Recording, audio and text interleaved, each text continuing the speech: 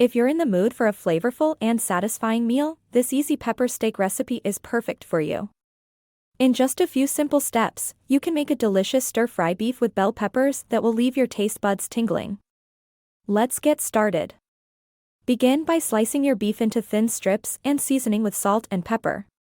Set the beef aside and prepare your vegetables. Slice your bell peppers into thin strips and set them aside. Heat up a wok or a large skillet with some oil and add minced garlic and ginger. Stir for a few seconds until fragrant. Add your seasoned beef strips to the wok and cook until browned and no longer pink. Next, add your sliced bell peppers to the wok and stir-fry for a few minutes until tender crisp.